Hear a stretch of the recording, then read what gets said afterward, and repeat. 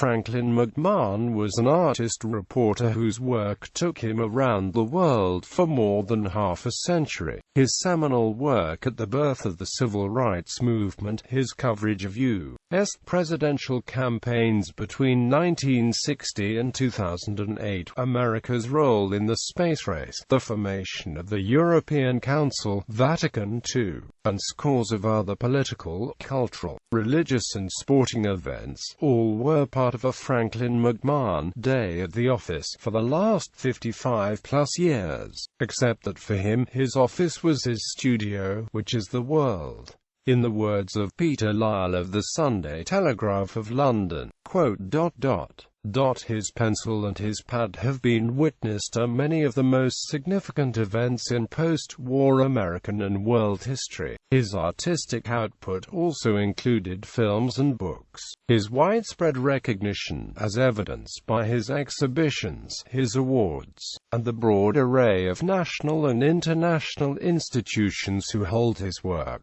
demonstrates that Lyle's title, "The Man Who Drew History," is well earned. Other than in his very early years when he did illustrations on spec, he was not an after-the-fact illustrator. In his own words, drawing from life made him an artist-reporter or a reportorial artist. "That way," he said, "you can see around the corner." Biography. Early life. Franklin McMahon was born in Chicago, Illinois in 1921.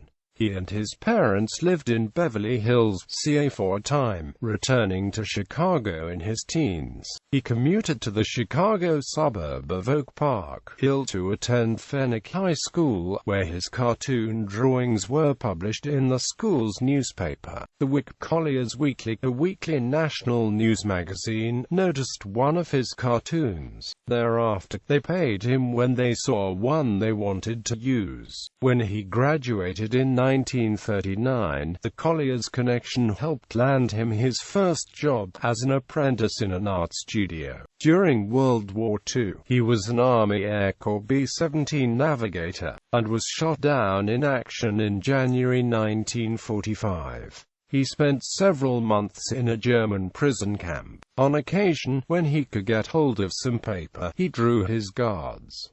Post-war years, family, and continuing life. After the war, he married high school sweetheart Irene Leahy and used the GI Bill to attend night classes at Chicago Academy of Fine Arts, American Academy of Art, Harrington College of Design, and the Art Institute of Chicago. They settled in Lake Forest Hill to raise the family, which eventually became 9 children, several of whom are now recognized artists. He thought that artists belonged out in the world.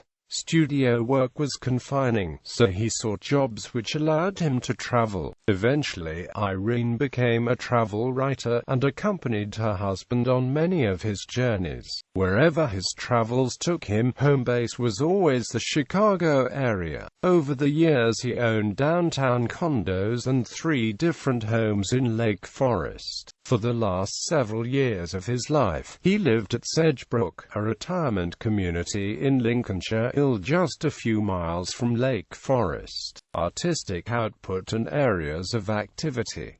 McMahon's overwhelming main artistic output was his 8,000–9,000 drawings. He also produced films and books. His films incorporate drawings at a rate of 200 to 300 drawings per 1/2 hour of film. The books, although sometimes labeled as illustrated by Franklin McMahon, had the same kind of drawings as those from the courtroom, the political arena, and all his other spheres of activity. Even his commercial work had drawings mainly done on site, not after-the-fact illustrations for existing text. Civil rights and the space race. McMahon's work in both of these aspects of mid-20th century American history helps illustrate his role as an artist-reporter. He began reporting from the courtroom in 1955, after some of his very early work came to the attention of Life magazine's editors, because cameras were not allowed at the Mississippi trial of the suspected killers of Chicago teenager Emmett Till. Life commissioned trained him to go there to sketch courtroom events. His drawings, and in particular, one of Till's great-uncle, Moses Wright, standing to point at the accused men, were seen nationwide. From then on-site reporting with his drawings was a major part of his life work. The Emmett Till trial in September 1955 was the early catalyst for the civil rights movement. McMahon's on-site and on-deadline images from Mississippi, published nationwide in Life magazine, provided the visualization that helped spur Rosa Parks' refusal to give up her seat on the bus in December 1955, which then led to the Montgomery bus boycott and to the involvement of a young and relatively unknown black minister named Martin Luther King, Jr., along with one of the other boycott leaders, Ralph Abernathy. McMahon was at Martin Luther King, Jr.'s I Have a Dream speech during the 1963 March on Washington, on the National Mall. He also covered the two 1964 mistrials of the murder of civil rights leader Medgar Evers. In March 1965, King's March for Black Enfranchisement was going from Selma to the Alabama capital Montgomery. About that time, Franklin was returning from NASA's Cape Kennedy after covering one of the U.S.'s manned space launch. He heard of the march on his car radio, and took a detour, arriving in time to document King's arrival in Montgomery. He also covered King in Chicago in 1966, the United Farm Workers' protest in 1968, and the 1968 Chicago riots following King's death. In 1969-70, Franklin was courtroom artist at the infamous conspiracy trial of the 8 defendants, resulting from protests during the 1968 Democratic Convention in Chicago. The 8th defendant, Bobby Seale, was eventually bound, shackled, and gagged, then separated from the group and sentenced for contempt of court by the judge. The trial lasted 5 months, with McMahon producing almost 500 courtroom drawings. They were published across the nation, including an entire issue of the Chicago Tribune's Sunday magazine section. The Chicago History Museum currently owns both the collection of 483 drawings from the trial as well as that from the 1955 Emmett Till trial. Civil rights was a continuing interest and vocation. He covered the presidential campaigns of black candidates Shirley Chisholm, U.S. House, and the Reverend Jesse Jackson, and was at the 1995 Million Man March. During the space race of the 60s and 70s, Franklin was to return frequently to NASA's mission control, including his coverage of Neil Armstrong's walk on the moon. All would earn him a mention in NASA's book Eyewitness to Space. U.S. politics. He drew Democratic presidential candidate Governor Adlai Stevenson at his Libertyville Bull home. One of McMahon's drawings of Stevenson hangs in that home, which is now a state historical site and listed on the National Register of Historic Places. He covered every Democratic and Republican campaign from 1960 through 2008, including attending a vast majority of the conventions. He made first-person drawings of the 1960 Kennedy-Nixon debates and later of Kennedy's funeral. During Richard Nixon's successful 1968 presidential run, Franklin also drew the unelected White House guys that he correctly predicted would surround Nixon. His take on Nixon's 1974 resignation showed the disgraced ex-president escaping in a helicopter. There are McMahon drawings from the 1973 Watergate hearings of Senator John McCain's Straight Talk Express in New Hampshire in 2000. the stirring Barack Obama speech at the 2004 Democratic Convention, and on the 2004 presidential campaign trail with George W. Bush and Senator John Kerry. World religion. He was in Rome on October 11, 1962 for opening day of the Second Vatican Council, and went on to chronicle that major event through 1965. His film The World of Vatican II covers the opening and closing of Vatican II, and is a literal travelogue in drawings of many countries where Catholicism was facing new challenges at the time, and how and by whom they were being met. He followed papal journeys, council activations, and ministries in the church world through the 1970s and 1980s.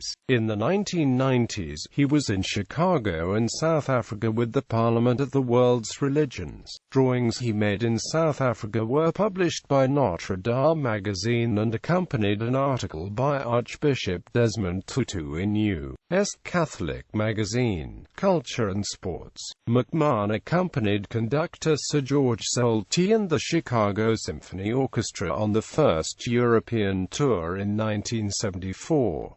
The whimsical title of his film describing that trip refers to Chicago's reputation as a city where gangsters once carried machine guns in violin cases. He worked for Sports Illustrated magazine on assignments ranging from the 1959 American League champion baseball team Chicago White Sox and goose hunting in Cairo, to the Acapulco yacht race in Mexico.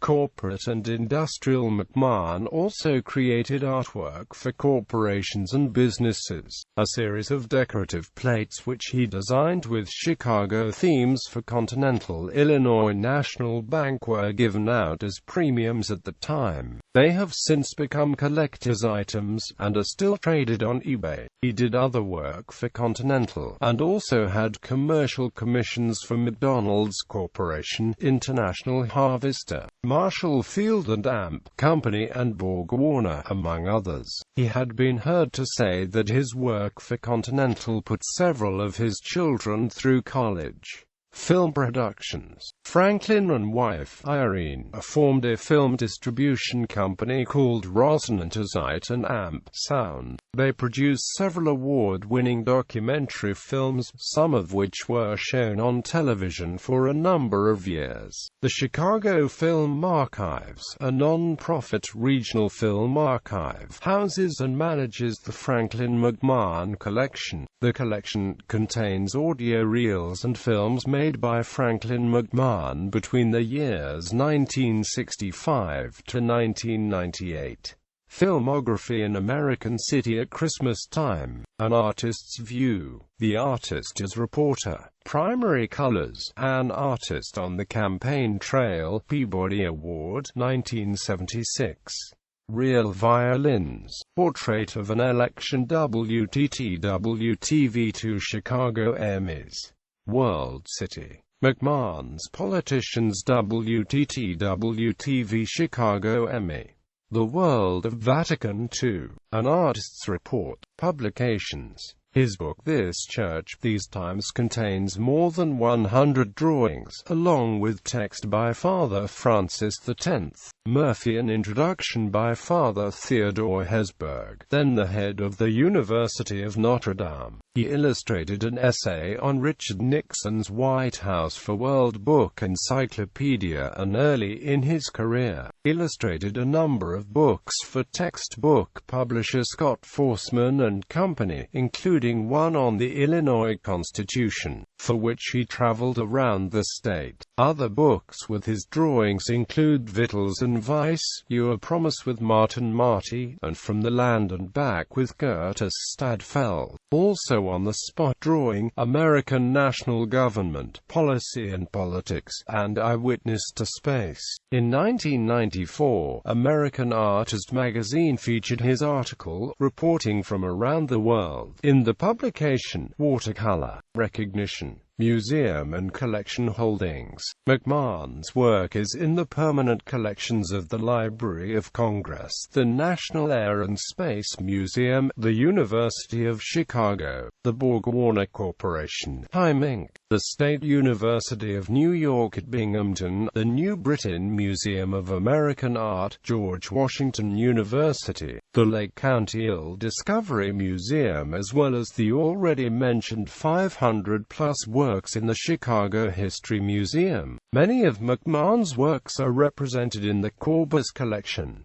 Exhibitions. Works by Franklin McMahon have been exhibited at Smithsonian Institution in Washington, D.C., Chicago History Museum in Chicago, Illinois, New York Historical Society Museum and AMP Library in New York City, Brooklyn Museum in Brooklyn, NY, the John and Mabel Ringling Museum of Art in Sarasota, FL, the Art Institute of Chicago, Loyola University Museum of Art, Lake County Oil Discovery Museum, the Mint Museum in Charlotte, North Carolina, Snite Museum of Art in Notre Dame, in Chicago Botanic Garden in Glencoe, Ill.